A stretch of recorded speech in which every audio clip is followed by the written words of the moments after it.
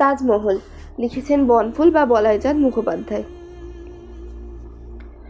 প্রথম যখন আগ্রা গিয়েছিলাম তাজমহল দেখতে গিয়েছিলাম। প্রথম দর্শনে সে বিষয়টা এখনো মনে আছে। ট্রেন তখনও আগ্রা স্টেশনে পৌঁছায়নি। একজন সহযাত্রী বলে উঠলেন, ওই যে তাজমহল দেখা যাচ্ছে।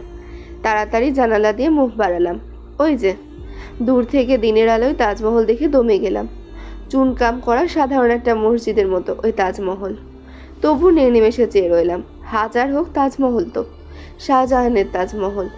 অবসন্ন অপরাহ্নে বন্দি শাহজাহান আগ্রা দুর্গের অলিন্দে বসে এই তাজমহলের দিকেই চেয়ে থাকতেন। মমতাজের বড় সাধের তাজমহল। আলমগীর নির্মম ছিলেন না। পিতার ইচ্ছা অপূর্ণ রাখেননি তিনি। মহাসমারোহে মিছিল চলেছে। সম্রাট শাহজাহান চলেছেন প্রিয়া সন্নিধানে। আর বিচ্ছেদ ছইল না। সবাধার ধীরে ধীরে নামছে ভূগর্ভে। ওই তাজমহলেরই মমতাজের ঠিক পাশে শেষ শয্যা প্রস্তুত হয়েছে তার।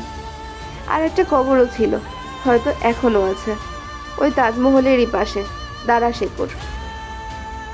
চুনকাম করা সাধারণ মসজিদের মতো তাজমহল দেখতে দেখতে মিলিয়ে গেল। পূর্ণিমার পরদিন, তখনও চাঁদ ওঠেনি।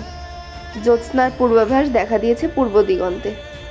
সেই দিন সন্ধ্যার পর দ্বিতীয়বার দর্শন করতে গেলাম তাজমহলকে। অনুভূতিটা স্পষ্ট মনে আছে এখনো। গেট পেরিয়ে ভিতরে ঢুকতেই অস্ফুট মর্মর ধ্বনি কানে এলো। ঝাউবিথি থেকে নয়, মনে হলো যেন সুদূর অতীত থেকে। মর্মর ধ্বনি নয়, যেন চাপা কান্না। ঈষৎ আলোকিত অন্ধকারে পুঞ্জীভূত তমিশ্রার মতো স্তূপীকৃত ওইটাই কি তাজমহল? ধীরে ধীরে অগ্রসর হতে লাগলাম। মিনারেট গম্বুজ স্পষ্টতর হতে লাগলো ক্রমশ। শুভ্র আভাসও ফুটে বেরোতে লাগলো অন্ধকার ভেদ করে। তারপর অকস্মাৎ আবির্ভূত হলো। সমস্তটা মূর্ত হয়ে উঠল যেন সহসা বিস্মিত চেতনাপটে। চাঁদ উঠল। জ্যোৎস্নার স্বচ্ছ ওড়নার অঙ্গ ঢেকে রাজরাজেশ্বরী শাহজাহান মহিষী মমতাজের স্বপ্নই অভ্যর্থনা করলে যেন আমাকে এসে স্বয়ং। মুগ্ধ দৃষ্টিতে নির্বাক হয়ে চেয়ে রইলাম। তারপর অনেক দিন কেটেছে। কোন কন্ট্রাক্টর তাজমহল থেকে কত টাকা উপার্জন করে, কোন হোটেলওয়ালা তাজমহলের দৌলতে রাজা বনে গেল, ফেরিওয়ালাগুলো বাজে পাথরে ছোট ছোট তাজমহল আর গড়গড়ার মতো সিগারেট পাইপ বিক্রি করে কত পয়সা পেত রোজ, নিরীহ আগন্তুকদের ঠকিয়ে টাকাগুলো কি ভীষণ ভাড়া নেয়, এসব খবরও পূরণ হয়ে গেছে। অন্ধকারে জ্যোৎস্নালোকে সন্ধ্যায় উষায় শীত গ্রীষ্ম বর্ষা শরতে বহুবার বহুরূপে দেখেছি তারপর তাজমহলকে। এতবার যে আর চোখেই লাগে না, চোখে পড়েই না, পাশ দিয়ে গেলেও নয়। তাজমহলের পাশ দিয়ে প্রায়ই যাতায়াত করতে হয় আজকাল। আগ্রার কাছেই এক দাতব্য চিকিৎসালয়ে ডাক্তার হয়ে এসেছি আমি। তাজমহল সম্বন্ধে আর মোহ নেই। একদিন কিন্তু গোড়া থেকেই শুনুন তাহলে। সেদিন আউটডোর সেরে বারান্দা থেকে নামছি। এক বৃদ্ধ মুসলমান গেট দিয়ে ঢুকলো। পিঠে প্রকাণ্ড একটা ঝুড়ি বাঁধা। ঝুড়ির ভারে মেরুদণ্ড বেঁকে গেছে বেচারির। ভাবলাম কোনো মেওয়াওয়ালা বুঝি।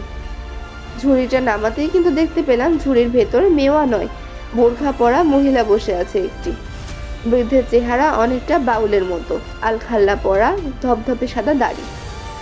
এগিয়ে এসে আমাকে সেলাম করে চোস্ত উর্দু ভাষায় বললে নিজের বেগমকে পিঠে করে বয়ে এনেছে সে আমাকে দেখাবে বলে। নিতান্ত গরিব সে, আমাকে বাড়ি নিয়ে গিয়ে ফি দিয়ে দেখাবার সামর্থ্য তার নেই। আমি যদি মেহেরবানি করে কাছে যেতে দুর্গন্ধ পেলাম একটা। হাসপাতালের ভেতরে গিয়ে বোরখা খুলতেই আপত্তি করেছিল সে ঢের, তবু খুলে দেখলাম এবং ব্যাপারটা বুঝলাম। ক্যাংক্রাম অরিস, মুখের আধখানা পচে গেছে, ডান দিকের গালটা নেই, দাঁতগুলো বিভৎসভাবে বেরিয়ে পড়েছে, দুর্গন্ধের কাছে দাঁড়ানো যায় না। দূর থেকে পিঠে করে বয়ে এনে এ রোগীর চিকিৎসা চলে না। আমার ইনডোরেও জায়গা নেই তখন। অগত্যা হাসপাতালের বারান্দাতেই থাকতে বললাম। বারান্দাতেও কিন্তু রাখা গেল না শেষ পর্যন্ত। ভীষণ দুর্গন্ধ। অন্যান্য রোগী আপত্তি করতে লাগলো। কম্পাউন্ডার, ড্রেসার, এমনকি মেথর পর্যন্ত কাছে যেতে রাজি হলো না।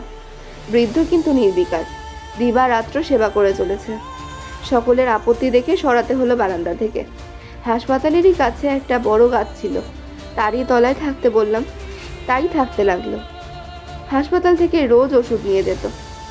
আমি মাঝে মাঝে গিয়ে ইনজেকশন দিয়ে আসতাম। এভাবেই চলছিল। একদিন মুষলধারে বৃষ্টি নামলো। আমি কল থেকে ফিরছি। হঠাৎ চোখে পড়লো বুড়ো দাঁড়িয়ে ভিজছে। একটা চাদরে দুটো খুঁট গাছের ডালে বেঁধেছে। আর দুটো খুঁট নিজে দুহাতে ধরে দাঁড়িয়ে ভিজছে লোকটা। মোটর ঘোরালাম। সামান্য চাদরের আচ্ছাদনে মুষলধারা আটকায় না। বেগম সাহেব দেখলাম আপাদমস্তক ভিজে গেছে, কাঁপছে ঠকঠক করে, আধখানা মুখে বিভৎস হাসি, জ্বরে গা পুড়ে যাচ্ছে। বললাম, হাসপাতালের বারান্দাতেই নিয়ে চলো আপাতত। বৃদ্ধ হঠাৎ প্রশ্ন করলে, এর বাঁচবার কোনো আশা আছে হুজুর? সত্যি কথাই বলতে হলো। না। বুড়ো চুপ করে দাঁড়িয়ে রইল। আমি চলে এলাম। পরদিন দেখি গাছতলা খালি, কেউ নেই। আরো কয়েকদিন পরে, সেদিনও কল থেকে ফিরছি, একটা মাঠের ভেতর দিয়ে আসতে আসতে বুড়োকে দেখতে পেলাম। কি যেন করছে বসে বসে, ঝাঁঝা করছে দুপুরের রোদ। কি করছে বুড়ো ওখানে? মাঠের মাঝখানে মুমূর্ষু বেগমকে নিয়ে বিব্রত হয়ে পড়েছে নাকি? এগিয়ে গেলাম। কতগুলো ভাঙা ইট আর কাদা নিয়ে বুড়ো কি যেন কাঁদছে। কি হচ্ছে এখানে মিয়া সাহেব? বৃদ্ধ সসম্ভ্রমে উঠে দাঁড়িয়ে ঝুঁকে সেলাম করলে আমাকে। বেগমের কবর গাছি হুজুর। কবর?